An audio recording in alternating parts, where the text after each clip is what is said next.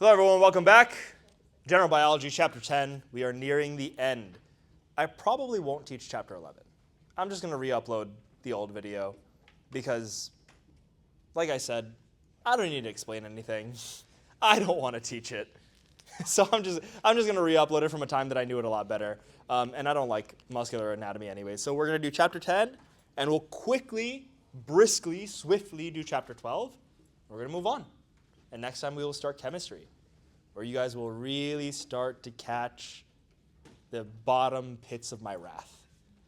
You guys are really going to feel it in chemistry. I might throw a table at you if you get a question wrong during chemistry.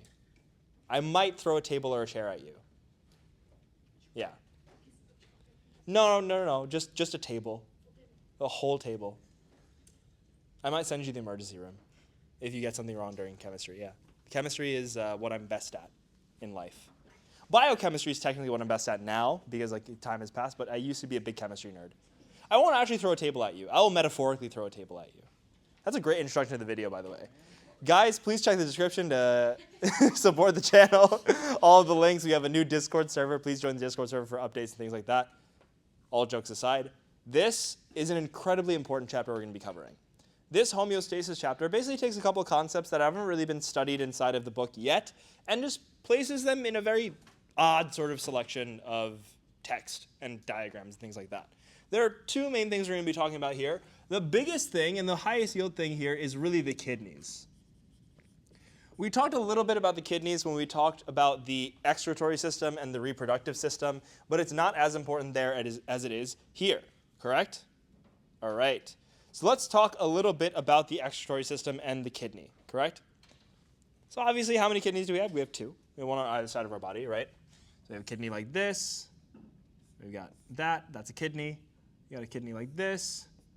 And like that. That's a kidney, right? Each of these kidneys have arteries that come from. Does anyone know where the renal arteries arise from? They actually come straight off the aorta, right? So this is the aorta. And they come straight off the aorta. And then we have the renal vein, right, that drains the kidneys. And I'm going to do those. I forgot my colored markers today, so I'm just going to do them in a dashed line. And that plugs into what? The inferior vena cava. This is the IVC. And you can see that the left renal vein, the one I'm drawing right now, actually has a much longer course to travel than the right renal vein, because the IVC is on which side of the body? The right. So the left renal vein has to throw itself all the way across the right side of the body to plug in and drain back into the heart. Correct? That's the circulation. That's the blood dynamics of the kidneys. Correct? The functional unit of the kidney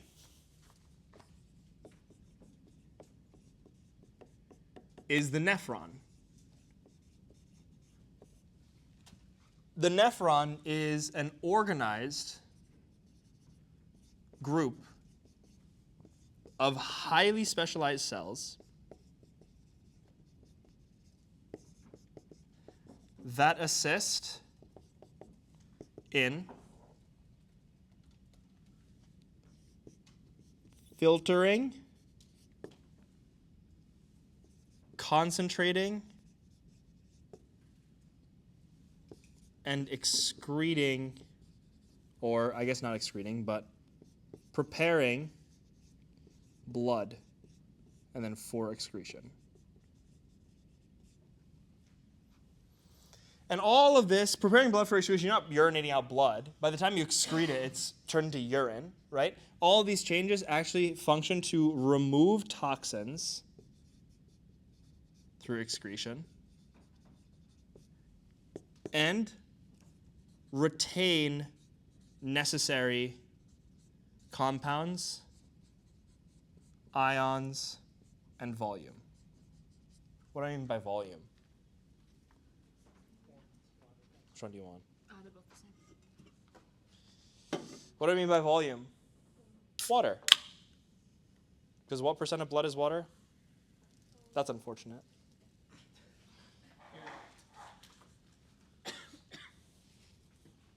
Like sometimes you just stand there and watch it happen, right? Huh? Oh, that'd be great, actually. Yeah. Can you grab those for me? Yeah. I also have a purple one. Thank you.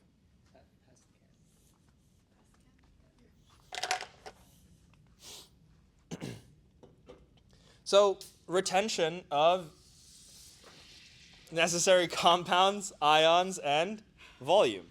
It's a good day today, guys. It's a really good day today. I'm just glad I didn't open it.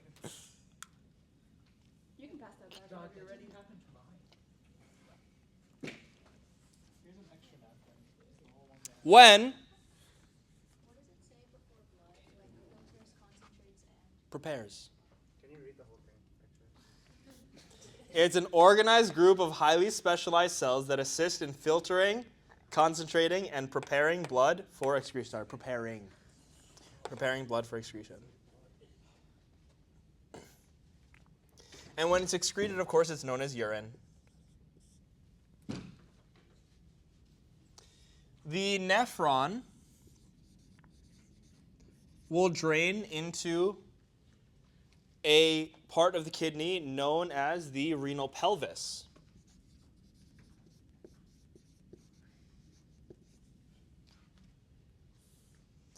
The renal pelvis will drain into the ureter, and the ureter will drain into the bladder. And the bladder is the part that stores urine. One time we were doing an ultrasound lab.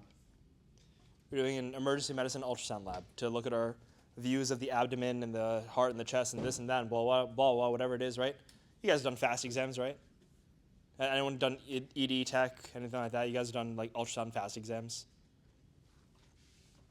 A fast exam is focused assessment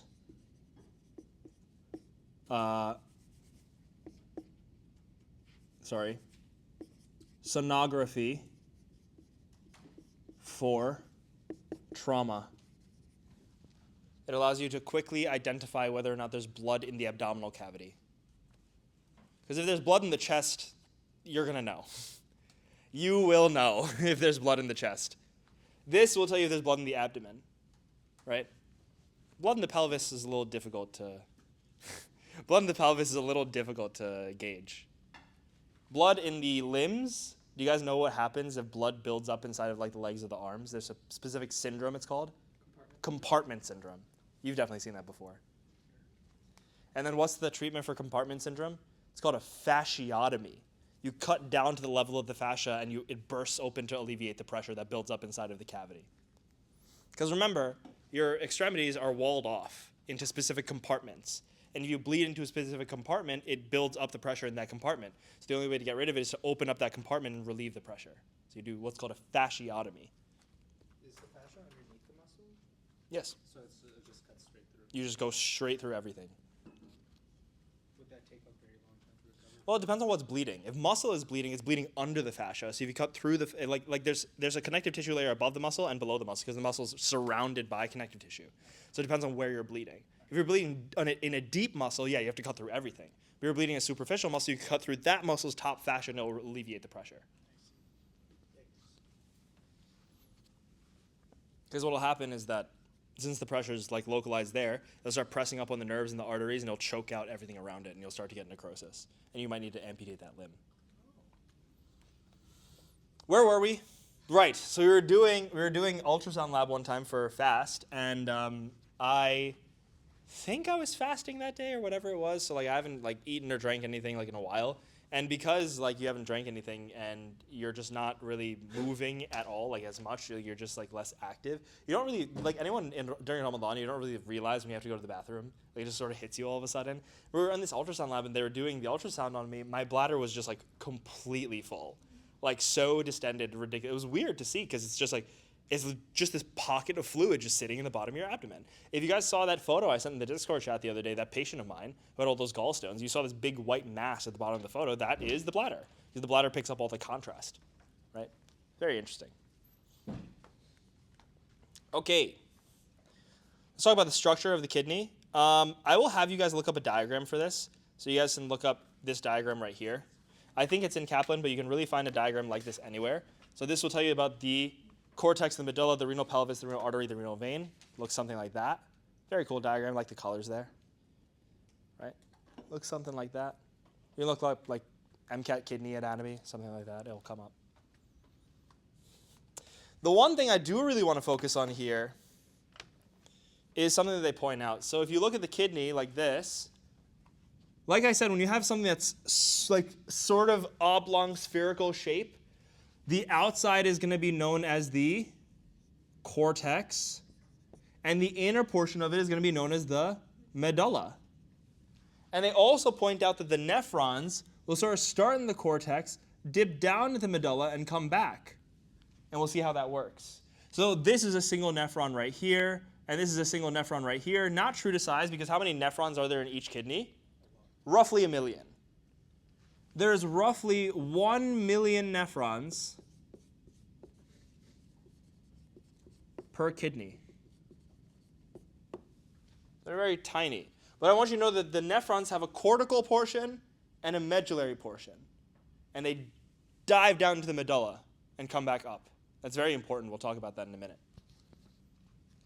Inside of here, you have the renal pelvis, which will drain out. This is the pelvis, which will drain out. And out of there will come another structure that I will actually use a different color for now that I've been so graciously gifted. Another structure will come out of here. Let's say this is the renal pelvis.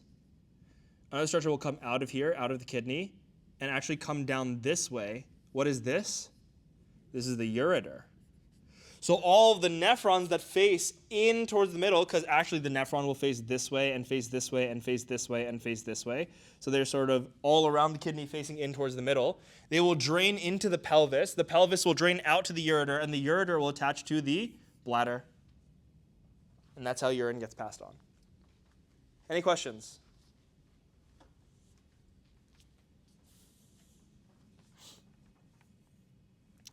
We talked a little bit about the renal portal system. I don't think it's worth mentioning, to be honest.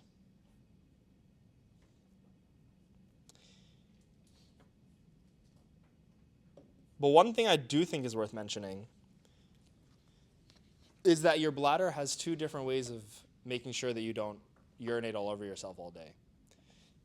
You have an internal sphincter and you have an external sphincter.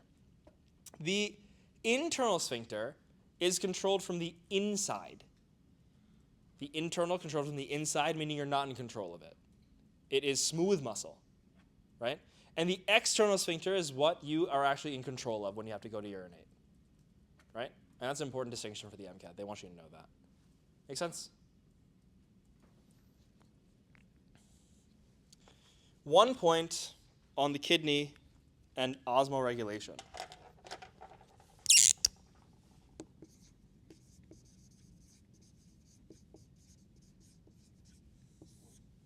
And this is a mainstay of knowledge about the excretory system. If blood osmolarity is low, salts are absorbed and water is wasted. I'll put a star right there. Because in medical school, that's not always true. You can have low blood osmolarity, but also have low volume. And then you're not going to urinate out that volume. But let's say that you have normal volume or high volume, and that's the reason that your blood osmolarity is low, then you're going to get rid of fluid. On the contrary, if blood osmolarity is high,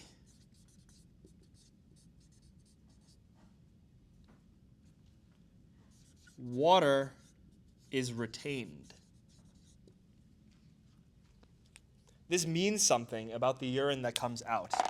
For someone who has low blood osmolarity, if you're bringing back in the salts, this urine is going to be dilute. Very dilute urine, low concentration of salts in the urine. And for the person with high blood osmolarity, if water is retained, if water is brought back in more than the salts, that means the urine is going to be concentrated.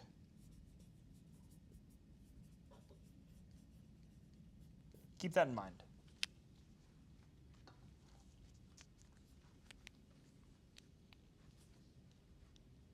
See me after class. Again. Every time.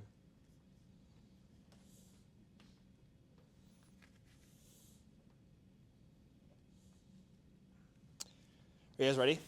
We're going to get into the anatomy of the nephron. Any questions about this so far? Okay. The nephron, which is one of 1 million functional units of the kidney, begins with something known as the glomerulus and Bowman's capsule. Yes? Okay. Bowman's capsule is a sort of interesting region of the nephron.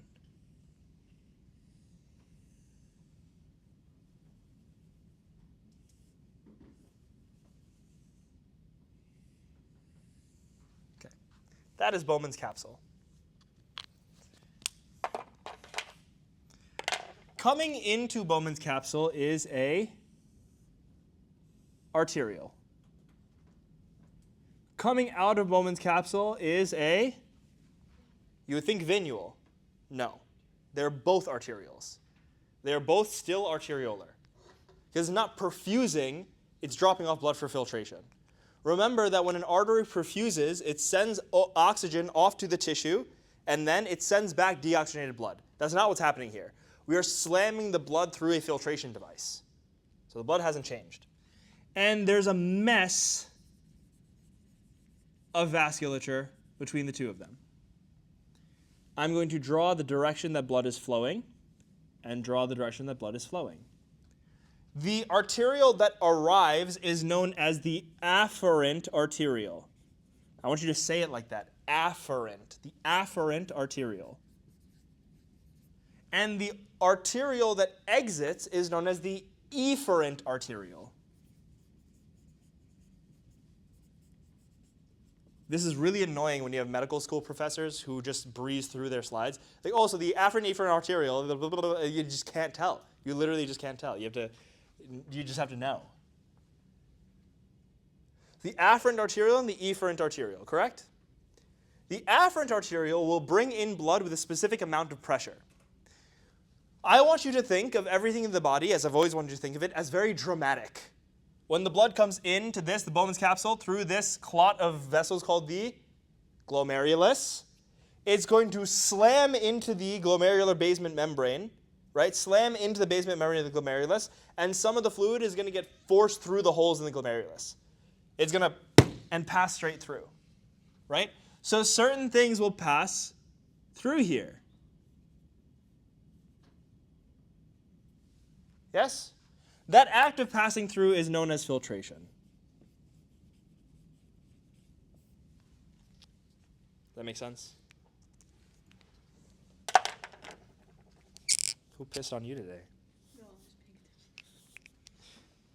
You said, when I was doing content review, I know you just mentioned it's called the afferent arteriole, but it's like, I was looking back through my Anki because I couldn't remember that, and like, I see like different mix of stuff, like some calling it the renal vein and some other calling it arteriole. So like, how would we know to make that difference? The renal vein is a completely different thing. Renal vein is completely different. Completely different. There are two blood systems we're talking about here. Okay.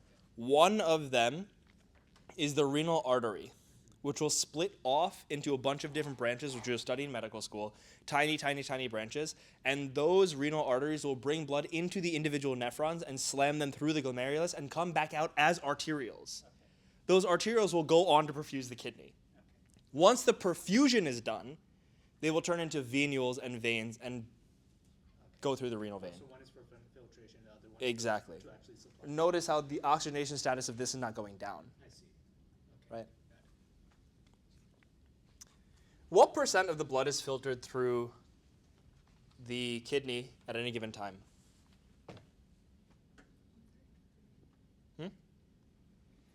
I want you guys to do me a favor. Do a little bit of math for me. All of a person's blood 5 liters, let's say, is filtered in what amount of time? All of the blood. How many hours do you think it takes? 4 hours? All right, so we have a guess 4 hours. Anyone else? Probably less. My guess would be less than that, so maybe like an hour or two. An hour, 1 to 2 hours? 12 hours? 12 hours? 40 minutes. So tell me how much volume your kidneys get through in 60 seconds.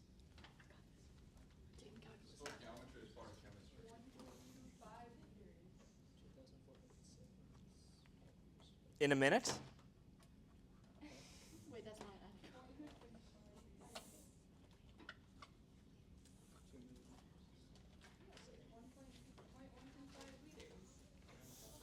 How do we do dimensional analysis, guys?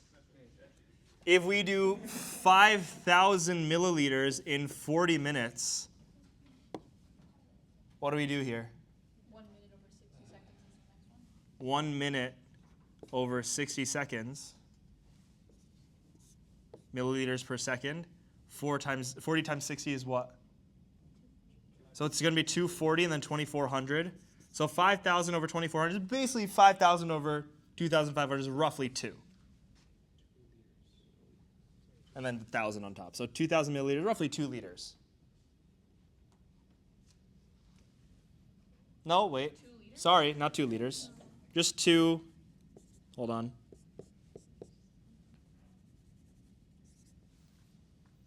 That's not correct either. Because, oh, sorry. Wait, What did I do wrong here? I think it's just 5,000 milliliters and then divided by 40, no? Divided by, oh yeah, in 1 minute. 40. 500 divided by 4 is what? 125? You were correct. But how would you do that with dimensional? Oh, that's per second. There's 2 milliliters per second. Roughly 2 milliliters per second. So 125 milliliters in 60 seconds. Which means that you're doing a half liter every what? 125 milliliters in a minute, which means 250 in 2 minutes, 375 in 3 minutes, 500 in 4 minutes. Think about how fast that is. How big is your kidney? Like, everyone says, oh, your heart's the size of your fist. If your heart's the size of your fist, like, that, you're probably dead. It's a little bit bigger than that. The kidney's kind of the size of a fist. Yeah. It's like sitting like that. So this little thing, and 2 of them, can get through all of your blood volume in 40 minutes. Right? So question that we're going to keep on the board. If the kidney, or the kidneys, get through blood volume every 40 minutes, why are we not always peeing?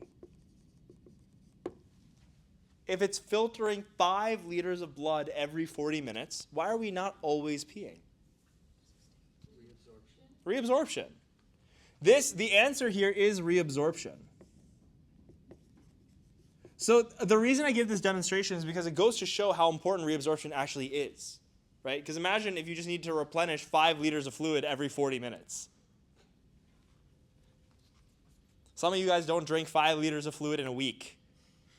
Some of you guys don't drink 5 liters of fluid in a month because Celsius doesn't count. I'm looking at you. Me? She has a whole water bottle in front of her. I'm not gonna get your Celsius mention. Your brother will.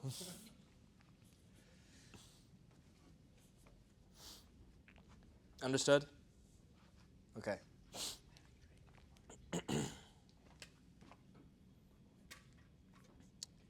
So what gets left behind after we filter? Remember how we basically said that the filtration, I want you to think of it almost like a net. So this is what you're slamming into and has little holes inside of it. So some things can get through and some things can't get through. What shouldn't get through? The things that shouldn't get through are Blood. Well, blood meaning red blood cells. Red blood cells, most white blood cells, large proteins. All this stuff should not really get through.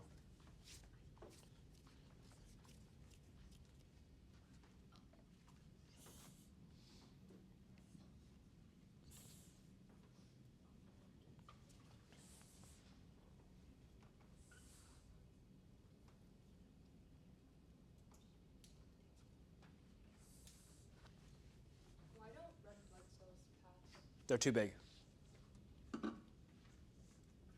All of these are too big to fit through the hole.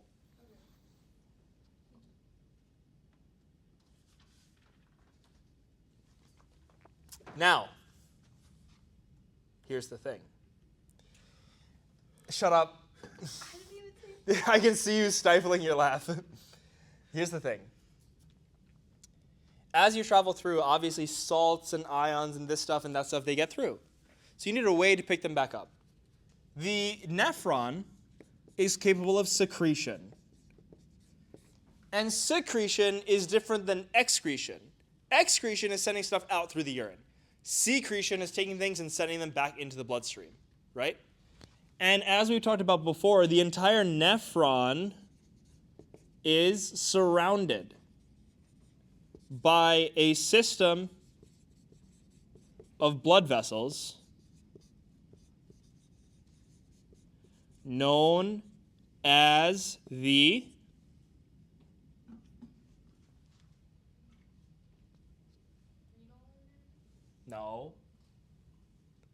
vena cava. Sorry, not the vena cava. My bad. I'm stupid. The vasa recta. My bad. I was thinking about drainage. The vasa recta. Yes. Why is secretion not the same as reabsorption? It is, basically. We're going to talk about the difference. The question was, why is secretion not the same thing as reabsorption? This is a part of the kidney. Secretion is this cell literally takes the thing that it is and actively sends it back out. Or there's a channel for it or something like this or whatever it is. Reabsorption is either by concentration or by those means. So let's say the concentration is super high in here, it just reabsorbs. Right? I would have to do a little bit more research on that too. I never really understood the difference all that well, but to my knowledge, that's correct. I might be wrong. Look it up for me. So the vasa recta, we're going to see that the nephron sort of looks like this. This is a traumatizing diagram for anyone who's taken the MCAT before.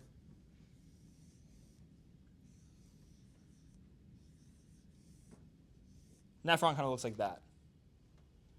The vasa recta basically does this.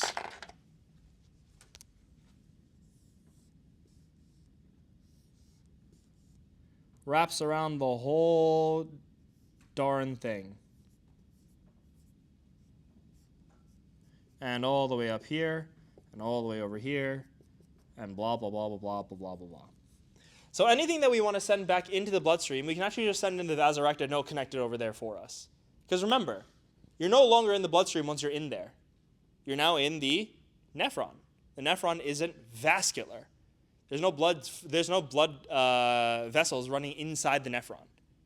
Right? Make sense? Low energy today. Sunday? Yeah.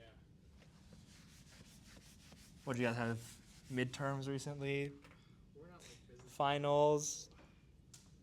Med school applications? No, that's hard. The MCAT. What is that top part? This one? Oh, so if the kidneys get through blood every 40 minutes, why are we not always peeing? It's because of reabsorption. So now let's do a deep dive of what's actually going on here. Oh, here you go. Secretion versus reabsorption. Nephrons can secrete salts, acids, bases, and urea into the tubule directly via passive or active transport. So you have cells that can put stuff in the tubule or into the blood by passive or active transport. Reabsorption is some filtered or secreted substances may be reabsorbed, regulating blood volume and osmolarity, and this may be regulated by hormones, which we'll talk about. There is a quote inside of the Kaplan book, which I wrote down while I was studying. I want you to write down this quote in your notes. Renal physiology is often considered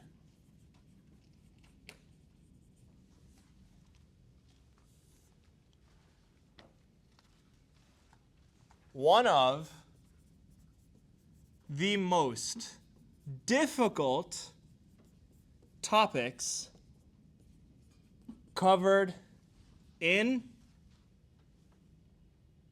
medical school. This is absolutely correct. One of the most difficult things I've ever studied. So prepare yourself. You guys are going to hate this, but this is another one of those times where you guys just got to go back and watch the video. Take everything off your table. Do not take notes while I speak. Close your laptops, close your notes, take your pens, put them on the floor. Take everything off your table and give me your full attention. You will go back and rewatch this lecture when you have to.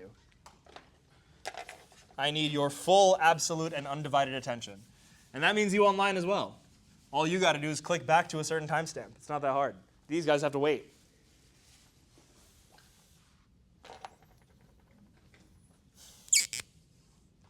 Are you ready? Yes. The nephron begins with the Bowman's capsule and the afferent and efferent arteriole, as we spoke about before.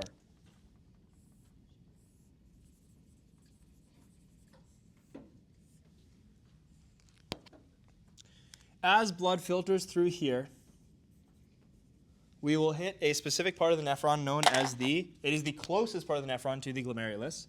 So this is known as the proximal for close, convoluted tubule.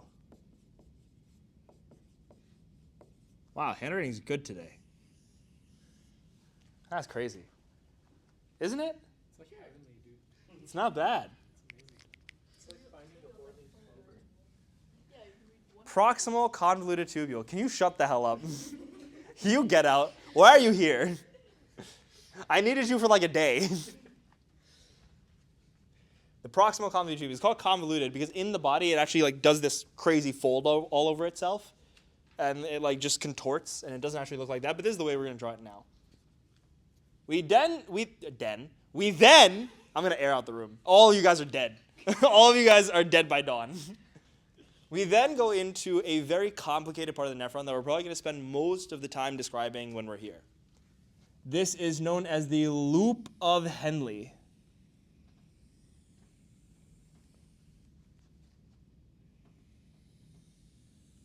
The loop of Henle has a descending limb and an ascending limb.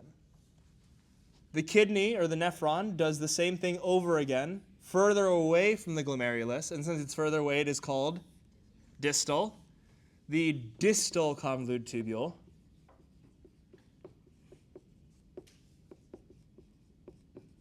and it has something known as a collecting duct. This thing right here is the loop of Henle. You spell that as Henle. It's not like it matters. You guys aren't taking notes anyways. The loop of Henle. Do you guys remember how I said that the kidney has a cortical and a medullary portion? Let's take a little zoom out and look at where we're at. This is the medulla right here next to the renal pelvis. Medulla, medulla, medulla. We have cortex, cortex, cortex. The Bowman's capsule would be like this, PCT. Loop of Henle dips into the medulla, comes back out. Dips into the medulla, comes back out. DCT and collecting duct. That's what we're looking at. We're basically looking at this blown up. So if I were to label this, I would say that this is your cortical portion, and this is your medullary portion. The important distinction there is that as you go down, the osms go. Take this and flip it. Take this and flip it. The center of the kidney is still here. Outside the kidney is still there. Cortex and the medulla, right? The thing is, as you come down this way,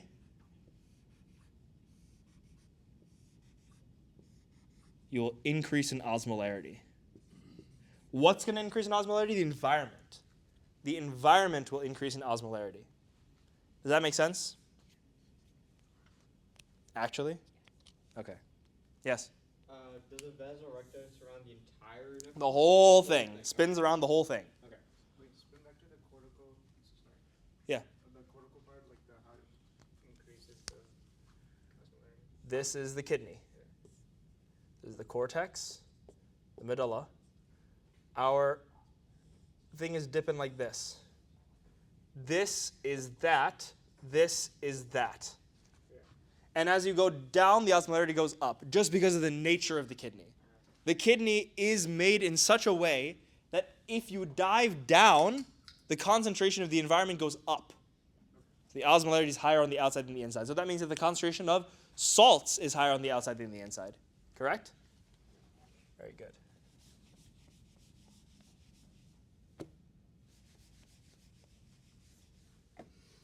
Let's talk about the proximal convoluted tubule first. Number one, the PCT. It is the workhorse of the nephron. The absolute workhorse of the nephron.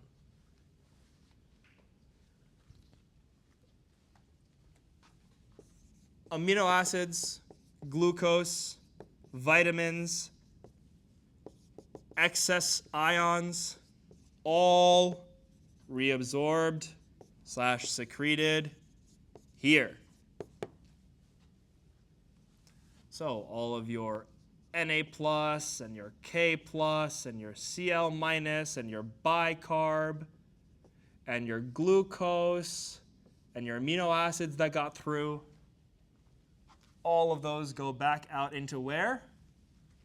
The vasorecta, to connect back into the the blood, yeah. Yes? So you mentioned earlier that like large amino acids are filtered already, like they go back to the blood, they don't pass this. So this is just like small amino acids. Yeah. So would the large ones go through like the liver? Or 1 second, let me get him first. So like you know like the bigger like molecules and stuff. Yeah. So do those also get filtered in the Bowman's capsule? Larger molecules literally just bounce straight off the pores in the glomerulus and pass back into the blood. They have a completely different pathway of degradation and filtration. Yes? I have a question. So if things are able to get reabsorbed back, can they also come in as well? So can things come back into the lumen of the nephron? Yes, in specific circumstances where we allow that direction of travel, we'll go over some of those. Yes? would the larger ones be like degraded at that pathway you were talking about in the liver? Yeah, so if you have, the question was like, where does amino acid or protein or amino acid degradation take place if not here? Remember that nothing's getting degraded here. We're not breaking anything down. We're just sending stuff to where it needs to be. But degradation is going to happen in other places in the body outside of this. Things are already come here degraded, right? It's like me coming out of medical school. The filtrate here actually remains isotonic with the interstitium, but if it's losing all that stuff, how does it remain isotonic? It's because a lot of water is also resorbed over here. So the interstitium is this osmolarity we talk about right here. It's sort of remaining isotonic with that, right? You will see in the diagram that I tell you to pull up later that certain things are sent into the lumen of the proximal convoluted tubule. For the sake of the MCAT, I want you to promise me that you're going to remember that this is a lie. Promise me that. That what I'm about to tell you is a lie and you know it's a lie. For the sake of the MCAT, nothing is put into the lumen except for by a hormone. Nothing is put into the lumen except what hormones put there. That's a lie. That's a complete lie. I'm lying through the skin of my teeth. But it will literally make your life so much easier if you think that way. Okay? because then you get into like countercurrent exchange and balancing different ions with others in the bicarbonate system that's like important in the proximal convoluted tubule. But no, just look at what I say on the board. That's it. Okay?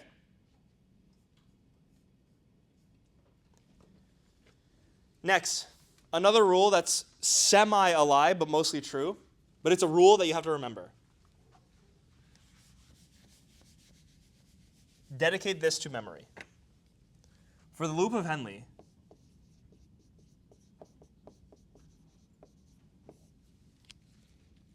your golden rule is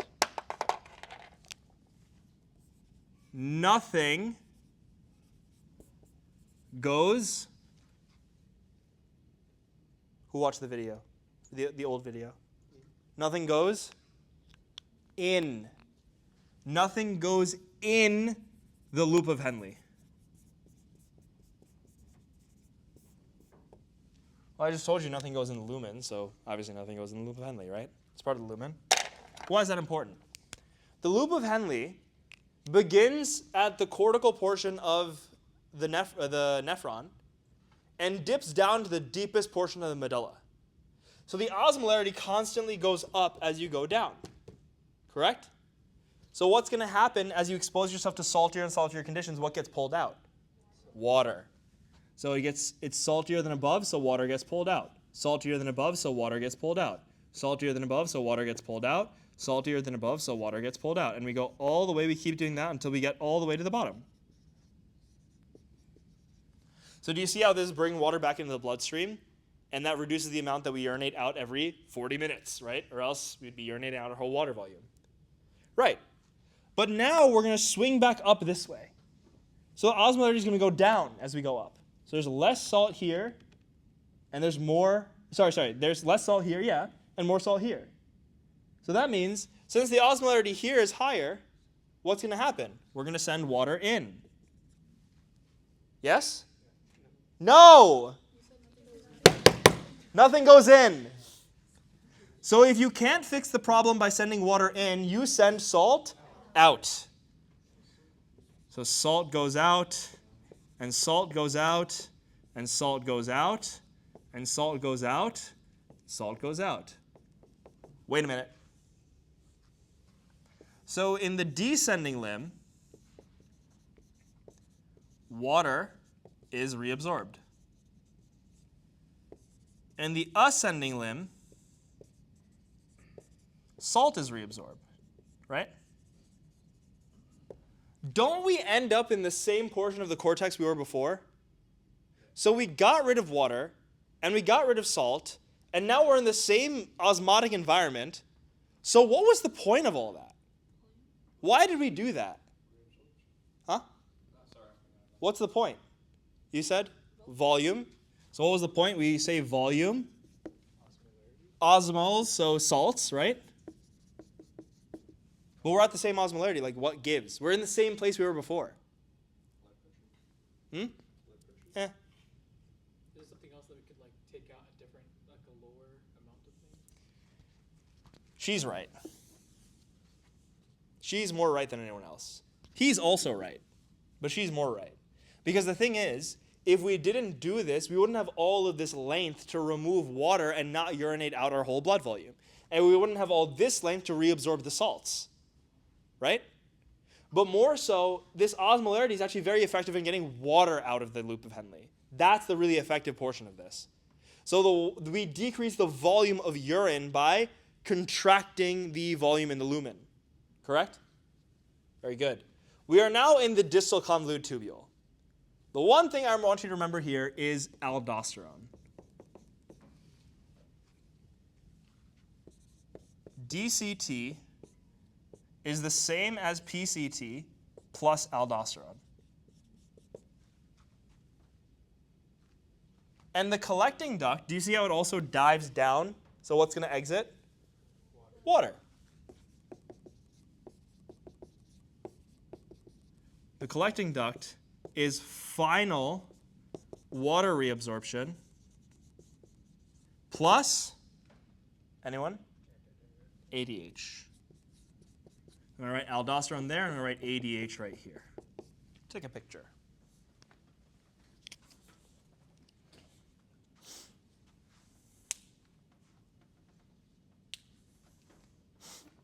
And also look up Kaplan, MCAT, Nephron anatomy. If the body needs to save more water than like the normal thing, could you make the interstitium saltier or like? There's no real way to control like the osmolarity in the interstitium directly. It's easier to modulate what's in the blood. Okay. It's much easier to do can that. just make your Because own the food. interstitium is like a third space, so you're not like directly connected to it at all times. So you can't control the osmolarity in there. Not really. Okay. Not directly. So the question was, why can't we just, if there's, you said if there's not enough volume, or if there's too much Your volume. body wanted to pull more water. So if your body wanted to pull more water out, why can't we increase the concentration of the interstitium? We kind of did. The osmolarity all the way at the bottom of the medulla is like 1,200 osms. That's a lot higher than what it normally is in the blood. I think normal blood osmolarity hangs out around the high 200s, something like that, like on lab values. So that's really high. It's incredibly salty. The diagram you're looking for when you look up that Kaplan thing that I just told you to look up is this. It is a beautiful, beautiful diagram of what we just talked about. Please ignore the arrows going into the lumen. I told you to ignore that already. This is the diagram you're looking for. It has been ingrained in my head, and it's actually super helpful for medical school as well. The MCAT loves to screw with people by calling a vasopressin on the exams. Yeah. I ran into that like 3 times. It's time for acid yet? I think it is, yeah. Check. Yeah, it's not for us, sir. Take a break. Zaid, thank you guys so much for watching. See you in part 2.